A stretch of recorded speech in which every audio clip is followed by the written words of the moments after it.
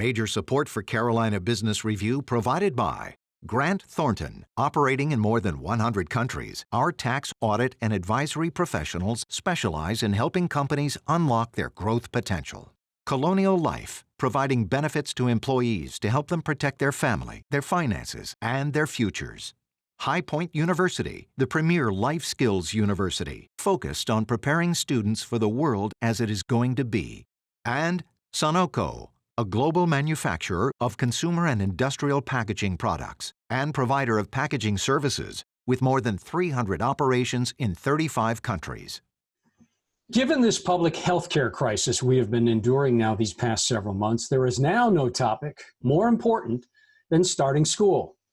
I'm Chris William, and welcome to this special executive profile on Carolina Business Review, the most widely watched and longest-running source of Carolina business, policy, and public affairs, seen each and every week across the Carolinas for almost 30 years now. Thank you for joining us. In a moment, we will talk to the Superintendent of Public Instruction in the state of North Carolina, the Honorable Mark Johnson.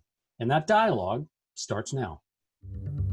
Gratefully acknowledging support by Martin Marietta, a leading provider of natural resource-based building materials, providing the foundation upon which our communities improve and grow. Blue Cross Blue Shield of South Carolina, an independent licensee of the Blue Cross and Blue Shield Association. Visit us at southcarolinablues.com.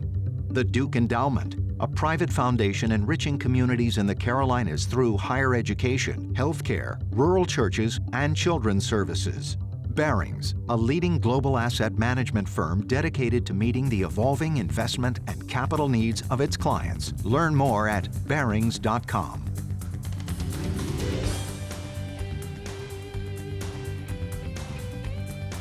On this edition of Carolina Business Review, an executive profile featuring Mark Johnson, North Carolina Superintendent of Education.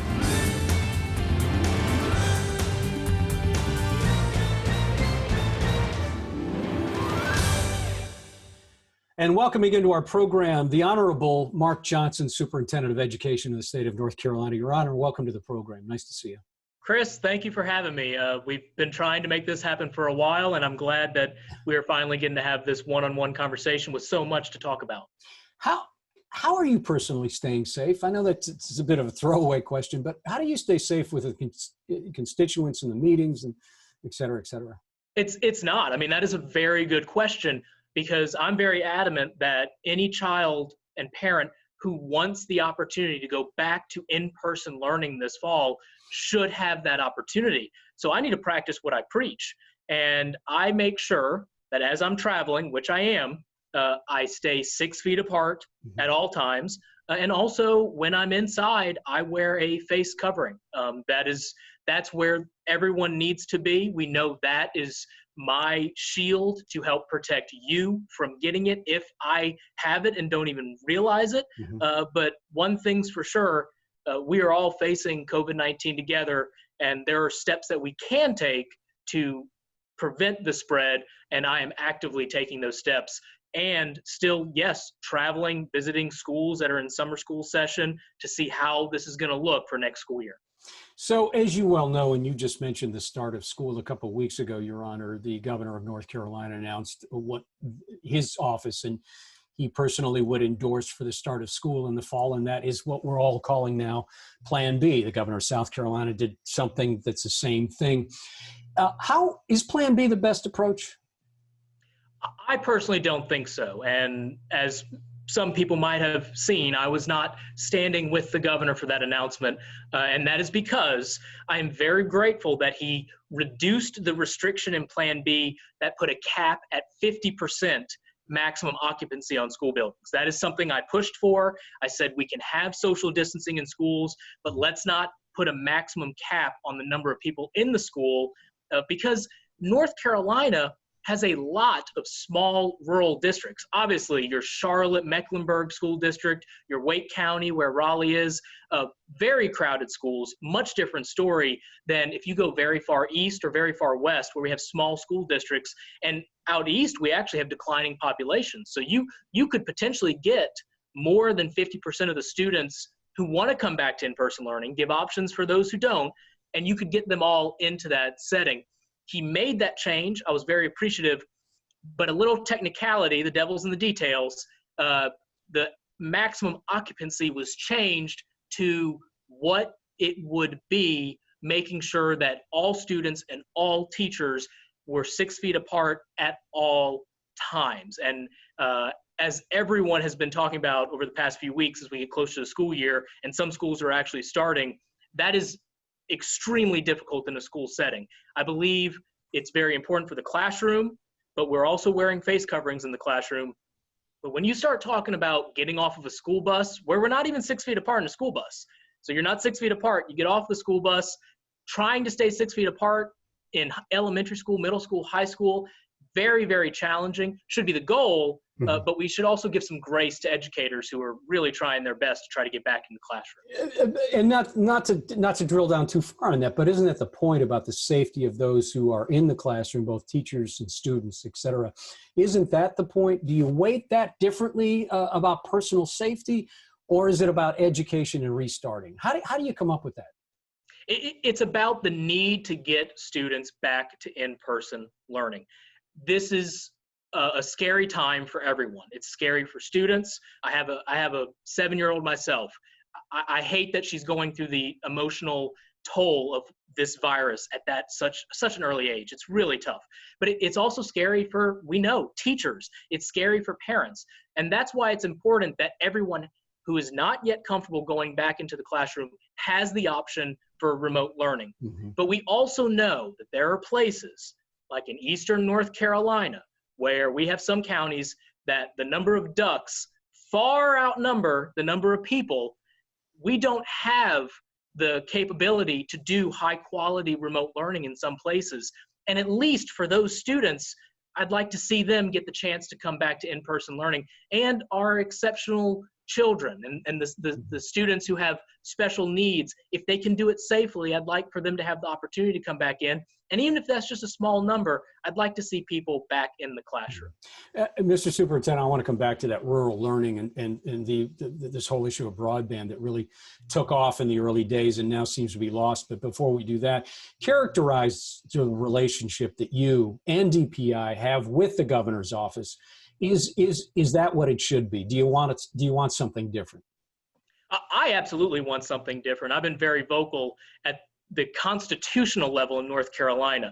Anyone who has been watching your show probably has been following very closely that there has been a tug of war between different leaders in North Carolina over education, not just for the last 3 years of my term, but for decades.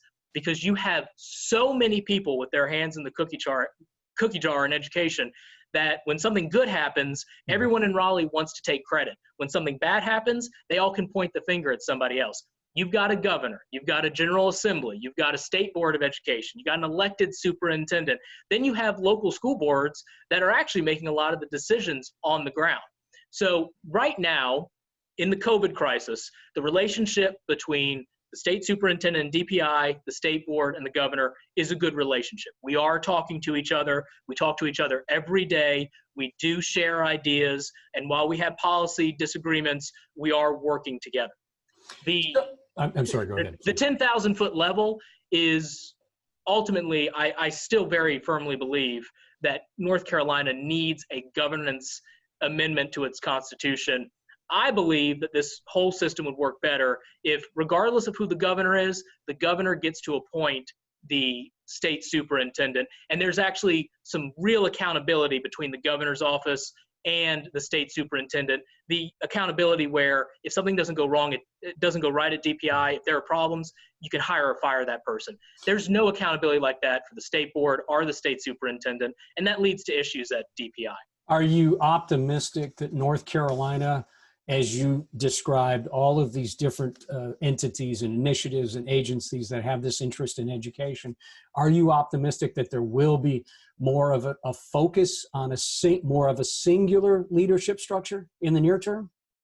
I don't think in the near term, but the good news is that more so than ever before, all of these different leadership entities are working together. And I think you've seen that just in the last year or two We have the UNC system, the community college system, business, non-profits and philanthropies, DPI, state board, governor's office, general assembly. They are at least all coming together to try to work in the same direction. So that's good. I do ultimately think the best way to solve this is to have more accountability in our education governance, and that would be a constitutional amendment. That's a very heavy lift. Very heavy lift. It's been done successfully in some states. It has not been done successfully in other states because it is partly by design that the accountability can be spread out, but it's not what's best for our school system. Let's unpack. Many people have said that obviously there's a big debate about teachers and safety and pay and tenure and retention, et cetera, et cetera. But many folks have said just as importantly are the principals and the superintendents. They are keystones in education. A superintendent said to me recently, a 30-year veteran said to me recently that this may be the hardest thing he has ever had to face in his 30-year career in public instruction, in public education. What are you hearing that is alarming or is encouraging from superintendents? Well, obviously, all of COVID-19 is alarming. It's alarming is the uncertainty. I think that's the biggest thing that's really causing all of these challenges is the uncertainty. First uncertainty is we really don't know how many people have already had COVID-19 and didn't even know it. So how many positives are out there?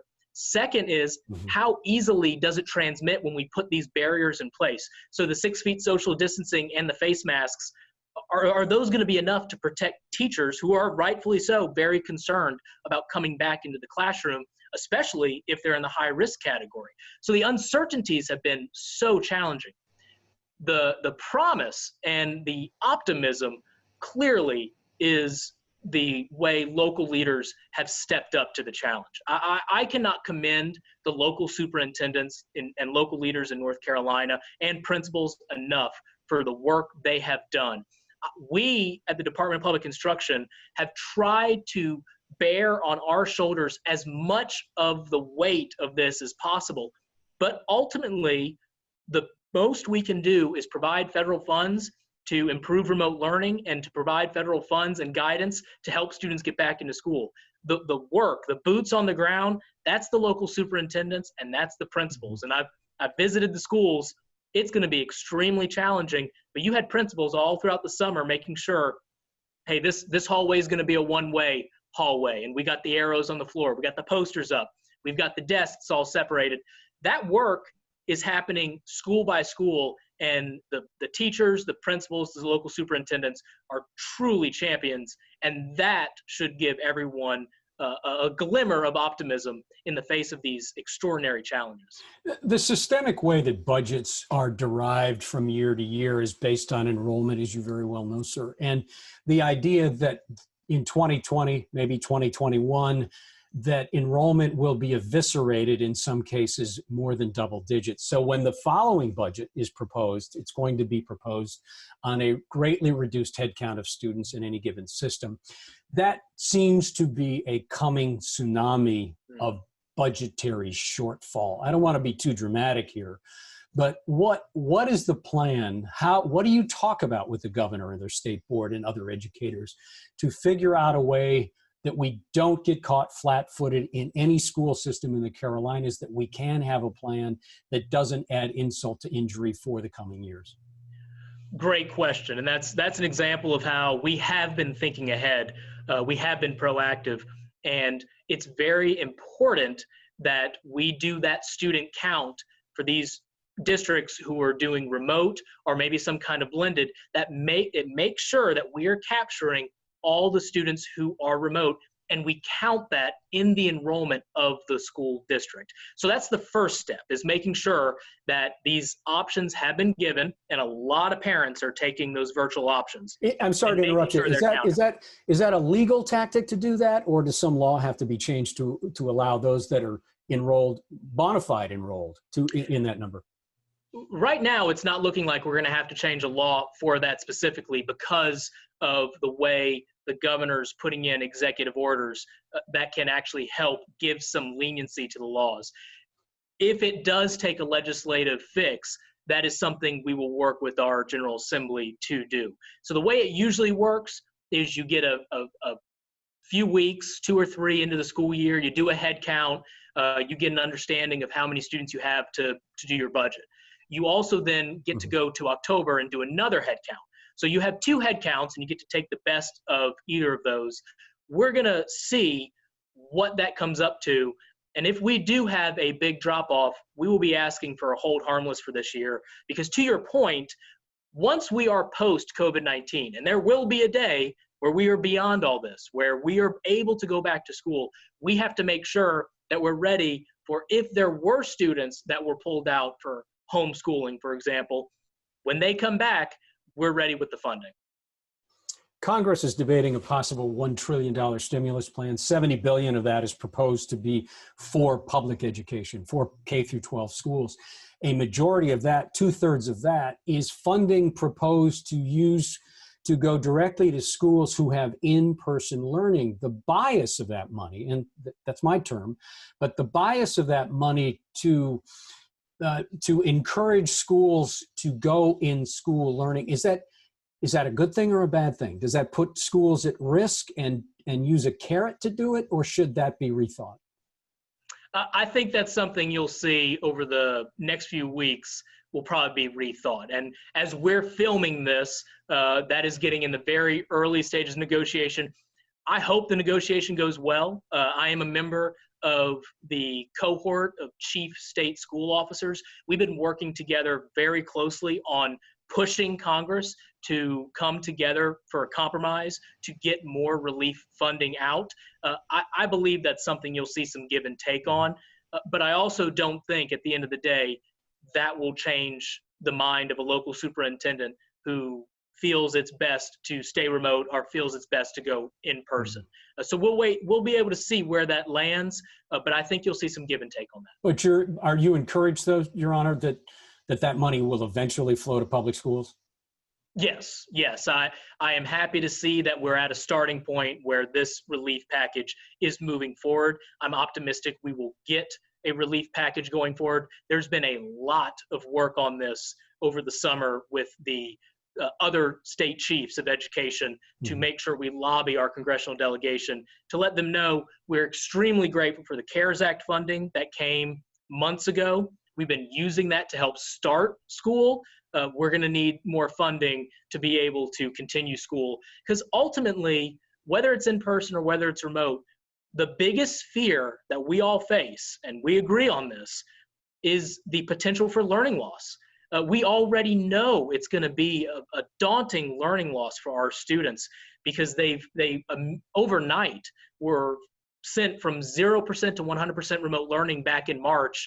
That did not go well. We own that. We know, whether you're a student, a teacher, or a parent, we know that educators were working their hardest, but we weren't set up to switch to that overnight. And it was very frustrating for everyone involved, teachers, students, and parents. And we know students lost a lot of learning. Then they went into summer, where they normally lose learning, to add on top of that. So we're very concerned about the learning loss. And regardless of how it comes down from Washington, we're pleased that we have movement, because we've got to get the right tools in the hands of teachers and students to make sure we combat that learning loss for when we get out of this crisis. You used a term that said other chiefs of education in other states. So I want to bring up your counterpart in South Carolina, who joined us last week, Secretary of Education in South Carolina, Molly Spearman. And one of the things that Secretary Spearman highlighted as being one of the chief concerns for the state of South Carolina was the idea that homeschooling, online enrollment, private teaching, private tutoring, et cetera, were assailing public education, which means also public budgets. Is that wave of alternate education outside of the standard K through 12 that we know, how much of a concern of that? How do you approach that? What's the strategy? Right now, we're hopeful that that won't be too big of an issue for North Carolina, because we do have a lot of districts. In fact, every district is now required to offer that virtual learning environment for its students who are not comfortable coming back into the classroom. So what I believe we are seeing is you will have some students who get that additional help from a tutor while they're still enrolled in that remote learning. We haven't yet seen the numbers of students who have actually switched to homeschooling or to private schools. It is a concern if that number is high. If that was more of just an interest over the summer, and now that parents see that there will be better remote learning from their home districts, if they go back into their districts and they're counted, it will be less of a concern. But that's definitely something we're going to need to follow as we go back to school. Don't you think, and again, I don't mean for this to be a leading question, sir, but don't you think that the idea and the opportunity and the alternative option now for parents and for students, don't you think it's here to stay? Don't you think that type of learning has clearly found purchase and found a place, and will also be a choice that we have to, that legislators have to consider? I'm not so convinced, because I believe that in March, April, May, you saw what we've been pushing for years, a whole new respect for what a teacher in a classroom does. People have always known how important teachers are and have always respected the job, but there's been all this political back and forth about, what the role of a teacher is and how much salary there should be and how the work-life balance is. There's been all this political debate, but then parents had students at home for months upon months and realized, I can speak for myself, how hard it was to motivate my child when it's me juggling my job, my wife juggling her projects and her career, with our daughter, who we could see was not as motivated by us trying to push her as she was when she was in that classroom with her teacher. And I think you'll see a lot of that. I'm not as concerned that we are totally upending the delivering of public education. What I do believe we need to talk about, and I've been talking about this for my term as state superintendent, and now it's more important than ever, is we need to transform how we deliver education even at the school. Teachers have been trying to do this for decades, and that is personalized learning, individualized education. Meet a student where they are and help them grow at their own pace. It's been very challenging for a teacher to do that for 20, 25, 30 students until now, where we have the technology and the digital curriculum programs that actually help accomplish that. And that's actually something we've been dedicating our federal relief funds towards. So we believe we're getting a foot in the door to be able to use this crisis, which is terrible, to show parents and teachers and students what education can be if we all work together when we get out of this crisis. We have a couple minutes left, and it's never fair because we have to shoehorn a bunch of information into a dialogue like this, sir. But how does the renewed but generationally old racial equity debate, how does that factor into schools now? What is important to keep out front and to remember? Oh, well, now it's more important than ever because of the events of this year, 2020.